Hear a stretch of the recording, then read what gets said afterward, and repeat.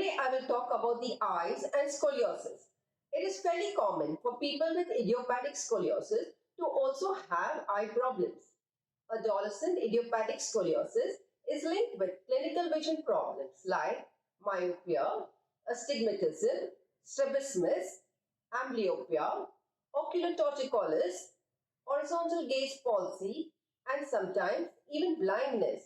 The question being debated is whether scoliosis is due to faulty eye patterns or whether scoliosis creates dysfunctional eye movements. It's the chicken and egg problem. Which came first?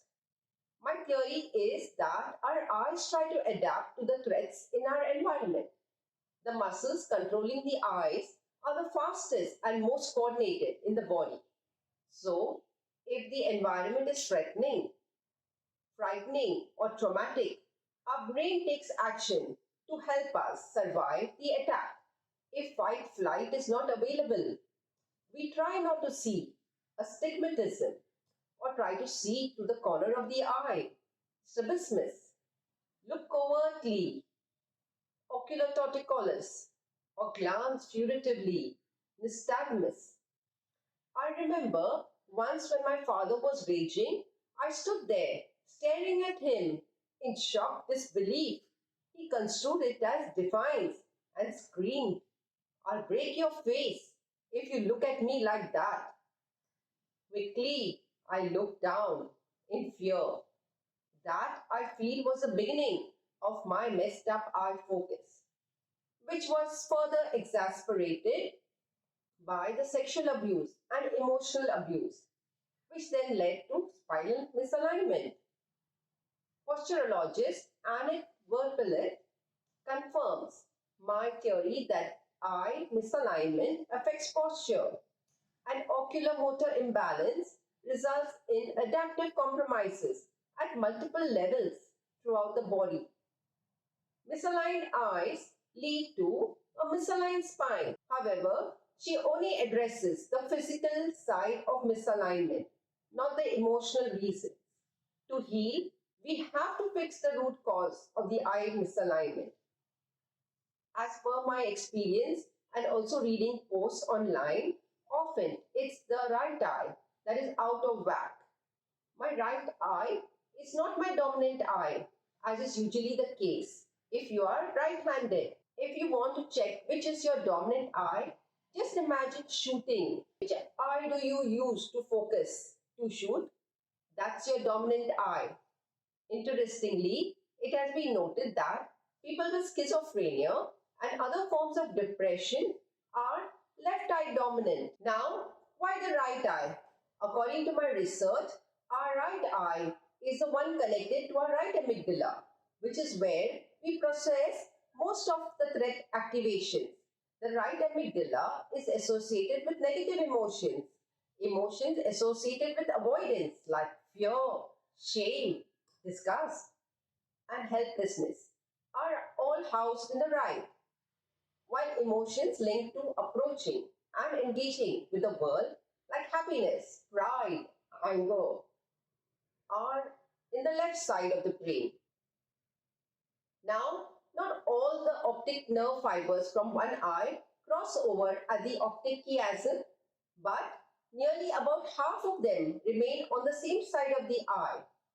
For example, the optic nerve fibers from the nasal side of the right eye cross to the visual centers in the left hemisphere. The remaining outside fibers connect to the visual centers in the right hemisphere, and the same goes for the left eye. According to my theory, when we are constantly threatened, there is a split in our brains. The corpus callosum, which is the main connective highway between our two hemispheres, is damaged. Thus, our connections to the two halves, the right and left hemisphere, are impaired. Without this connection, our brain cannot properly process information. Distressing emotions, particularly fear and shame, all stay unprocessed in the right side. Due to the intense and unceasing trauma, I spent most of my life in fear and shame. There was a split in my brain.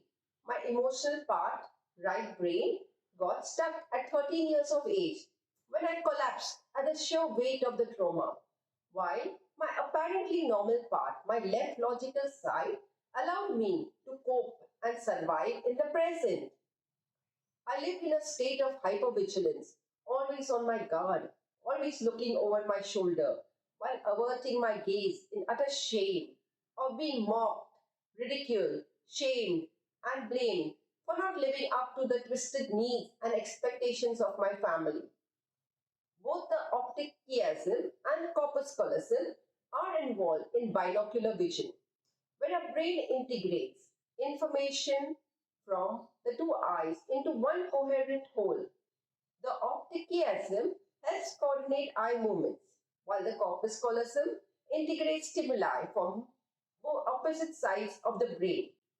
If the corpus callosum is impaired, I would guess there is no integration of the experience or feeling.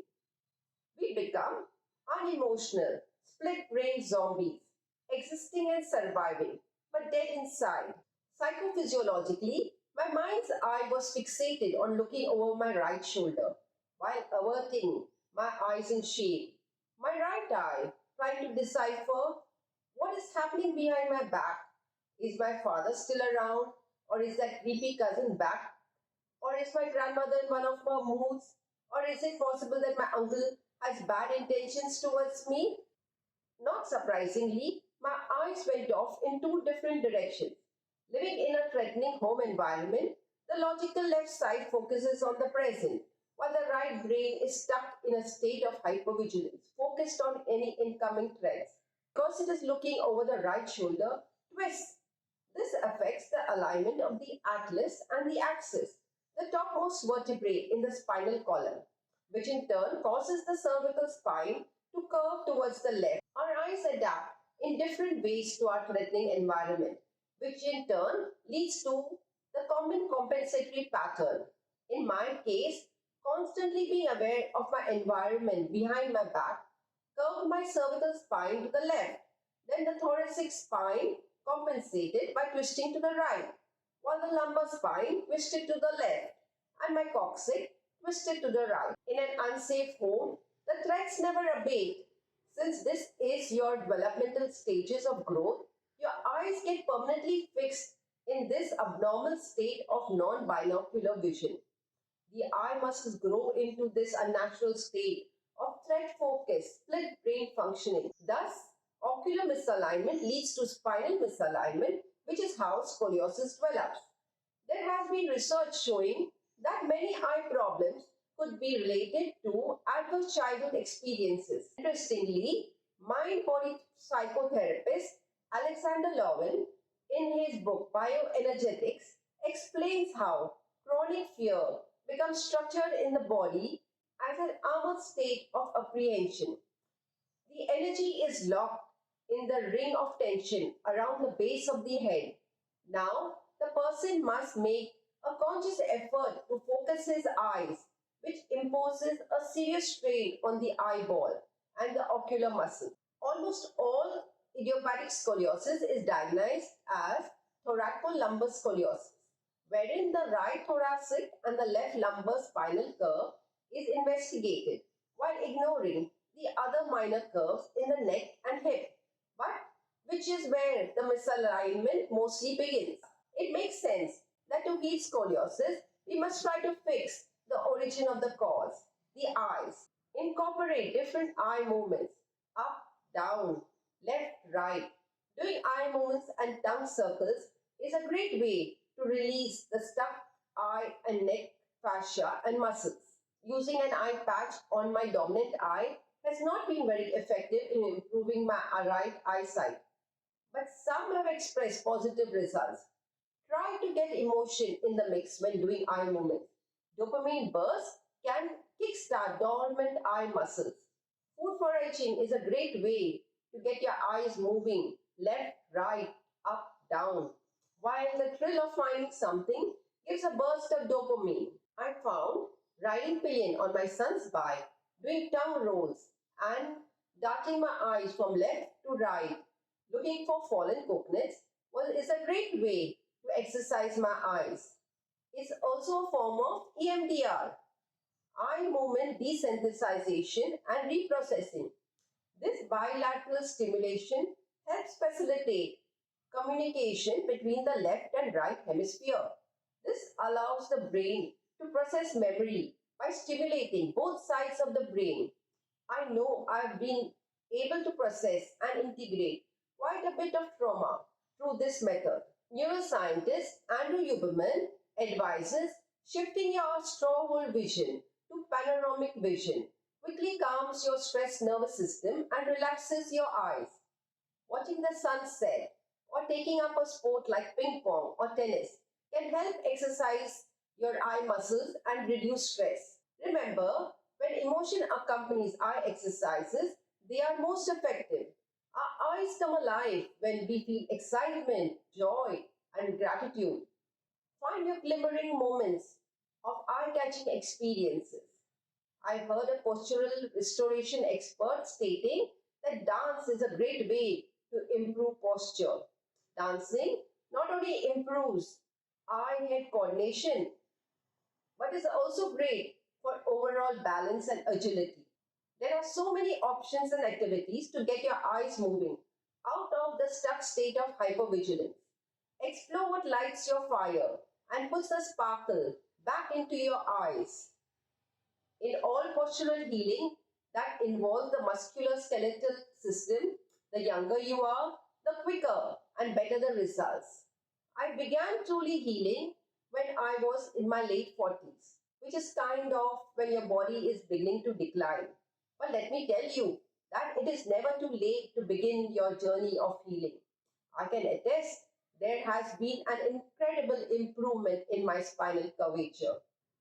Scientifically speaking, the visual system plays a huge role in postural coordination and movement. The eyes are connected to the occipital muscles. The occipital muscles are mainly responsible for posture and movement between your skull and top vertebrae. When our eyes and spine are in sync, communication between the brain and the rest of the body is fast and uninterrupted. However, when our eyes diverge, it can affect the connection quality between the spinal cord and the brain. Also, remember to reduce blue light exposure and get natural sunlight. Natural UV light from the sun is essential for eye health and for the synthesis of vitamin D, melatonin, and serotonin. It's all intricately interconnected. Improve the state of one system, and there will be magical effects on the other. However, the most important part of healing scoliosis is releasing the repressed stuck emotion by shifting our mind's eye vision or default state from the past to the present.